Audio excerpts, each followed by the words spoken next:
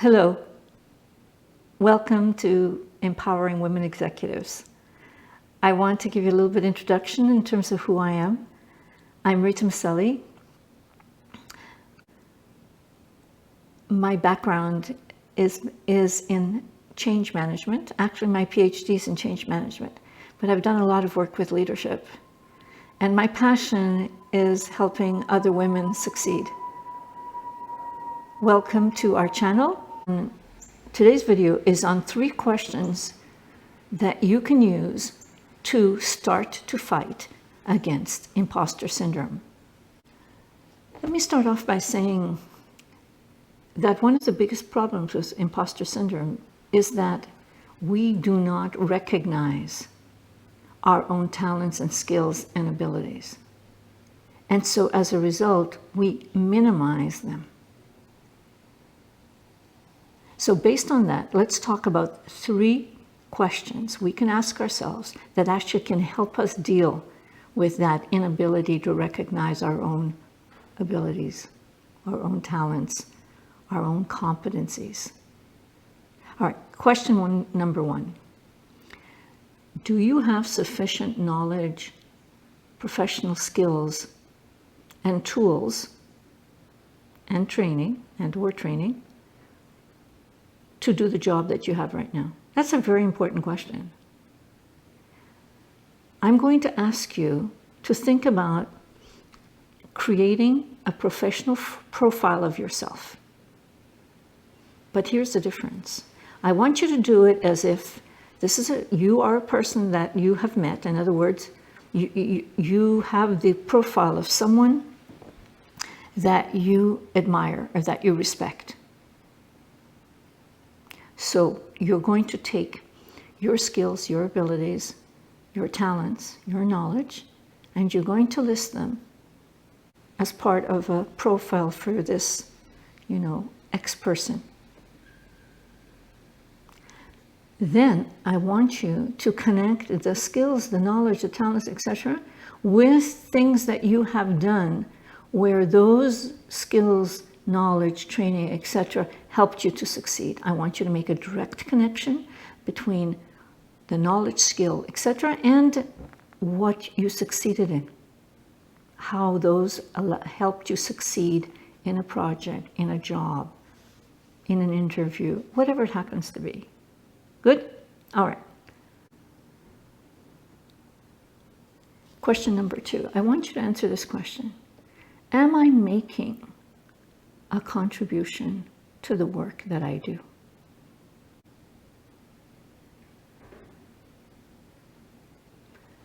Am I making a difference? Am I using the workplace to improve myself? That's a very important question, because part of what we should be doing is improving a little bit at a time.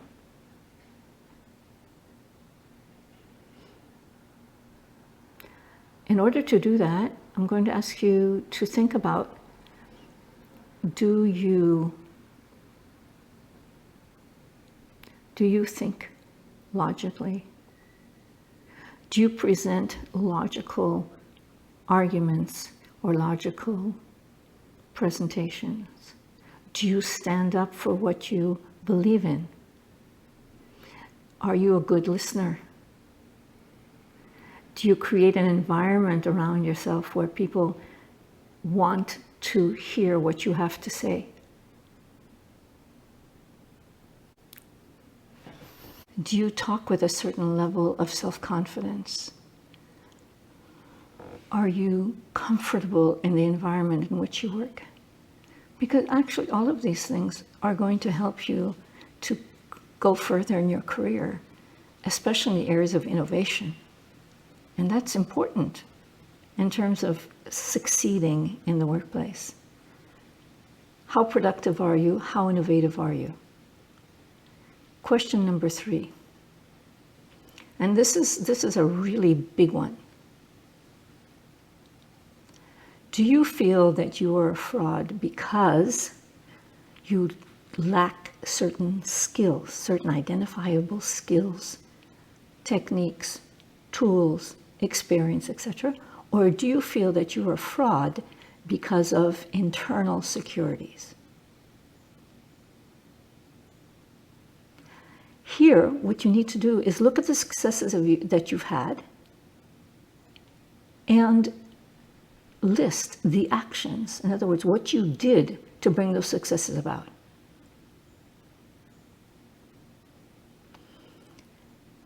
Do you have a sense of purpose? Because purpose gives us emotional strength. If you don't, then you really should think about, what is my purpose in work? Why am I doing this job?